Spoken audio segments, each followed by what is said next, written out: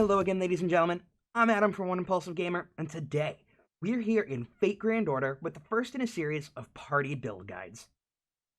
For this episode, we're going to look at one of my favorite parties, the All-Caster Critical build. This build seeks to counteract the negative caster damage multiplier by amassing a pile of easily obtained critical stars. But before we get into the video, it would really help me grow my channel if you could leave a like so that YouTube knows to show my guides to more people who need them. And now without further ado, let's get on to the guide. As you all know, casters naturally have a 0.9 times damage multiplier.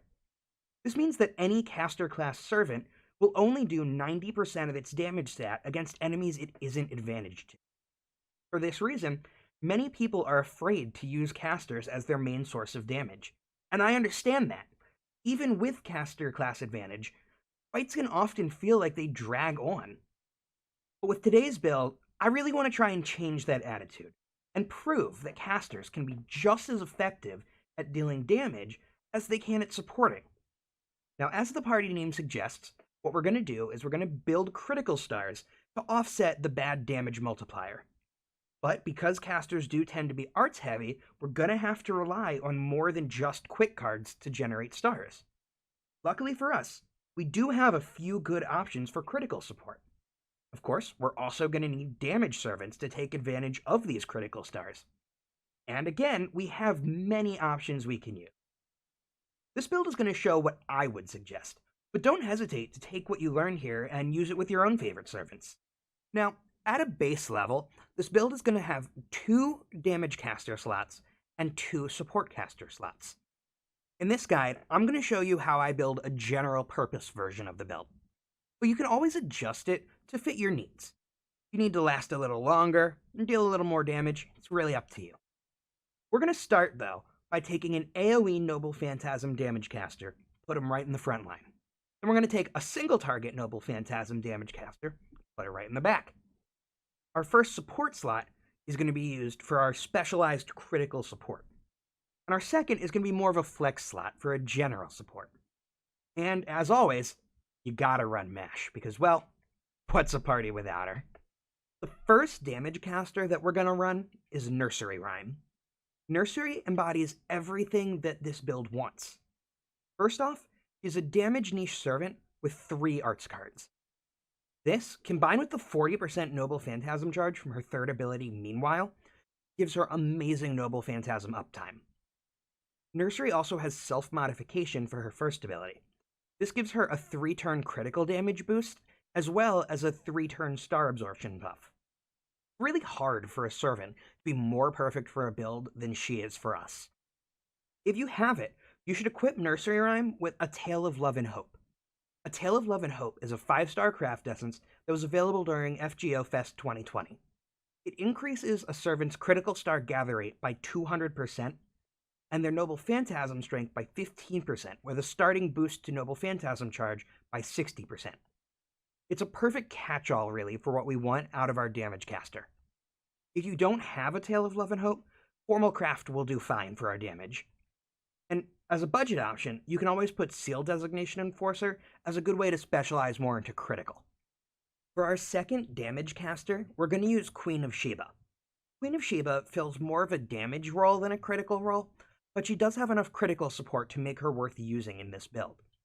She's the only member of our party who only has 2 arts cards, but we can overlook this because her third ability, Wisdom of the Demon God, increases the party's arts card performance for 3 turns, but more importantly, it gives a boost of an instant 10 critical stars. Eye of the Spirits increases her critical damage, but only for a single turn. Now together, this is enough to make her useful in this party, but she should be placed in the back line because Nursery does have a higher synergy with this build overall. A Fragment of 2030, the best craft essence to use with Queen of Sheba. Gaining critical stars every turn works well on a critical-based damage caster.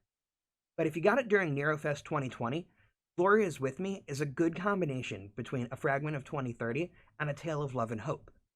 It provides a small amount of critical stars each turn, just like A Fragment of 2030, as well as a boost to Noble Phantasm strength. The budget option for Queen of Sheba is either going to be Room Guard or Seal Designation Enforcer. The increase on critical star gather rate that each provides are going to be very helpful.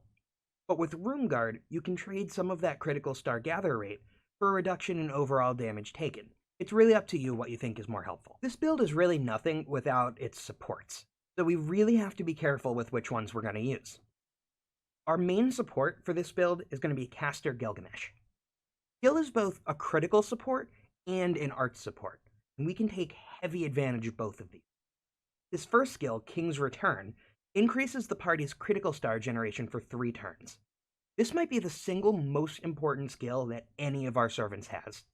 We can combine it with Nursery Rhyme's Self-Modification or Queen of Sheba's Eye of the Spirits for a massive critical turn, but don't hesitate to use it just for regular damage.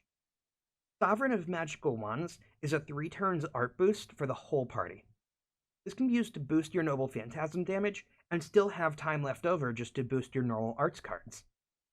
His Noble Phantasm may not be the best for damage, but the defense reduction that it applies is a good way to lead into a big damage turn. Casgil's Craft Essence isn't really that important, because most of what we already want, he has. Formal Craft is probably the best option. All we really need to do is increase his art's effectiveness. For this reason, our only budget choice is going to be Projection, just the 4-star version of Formal Craft. For our flex slot, we're going to use Zhuge Liang, because not only is he one of the highest rated servants in the entire game, but he slots into this build really well. His first skill, Discerning Eye, not only gives a 30% Noble Phantasm charge, which is in itself amazing, but it also increases an ally's critical damage for 3 turns. His third skill, Command of the Strategist, is a flat 3-turn attack buff. It's not particularly synergistic, but it'll stack well with the critical damage that we're stacking.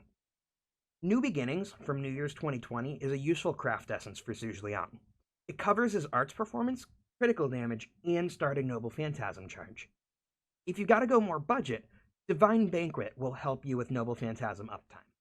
For your support servant, Helena Blavatsky is probably the best choice, although if you'd rather, you can actually run her in the place of Zhuge Liang and use him as the support servant. Like Zhuge, Helena comes with a reasonable Noble Phantasm charge ability in the way of mana tuning. She also has a critical buffer from her second skill, Mahatma. It gives 5 turns of critical stars, plus a chance at a Noble Phantasm boost. Her third ability, Search for the Unknown, isn't as synergistic with this because it's a boost for all card types. We only care about arts, but that's still helpful nonetheless. The best Mystic code for this build is either going to be Tropical Summer or Memories of a Lunar Sea. Both options have skills that boost arts effectiveness, as well as a way to interact with critical stars. Tropical Summer has the ability Blue Splash, which increases an ally's arts card effectiveness, as well as their Noble Phantasm damage. You can use this to create a powerful Noble Phantasm Brave Chain. Surprise Water increases one ally's arts card critical gather rate for a turn. Basically exactly what we want. Memories of the Lunar Sea has Spiritron Boost. This will increase an ally's arts card effectiveness. It's not necessarily as good for what we're doing as Blue Splash, but it's useful nonetheless. It also has Stepping Stone to Ultimate Victory.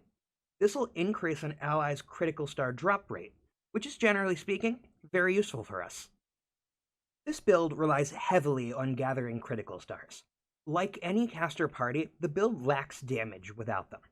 Try to keep your critical buffs active for as long as possible and activate them as soon as they come online. Make sure you keep an eye on the critical chance of each of your cards.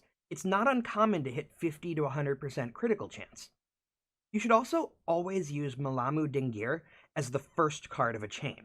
Its damage is nothing special, but the defense debuff that it applies is pretty helpful. This is going to be best used at the start of a Noble Phantasm chain or a chain of high critical chance cards. With this party under your belt, you'll have no trouble dealing with assassins. You may even find yourself using this for really everything but riders. And I really hope that this guide has been of some help to you. If it was, don't forget to like, subscribe, and hit that bell icon for more from One Impulsive Gamer. Leave a comment below. What build do you want to see next? Tell me, and it might just make it into a video. Till next time, I've been Adam, you've been awesome.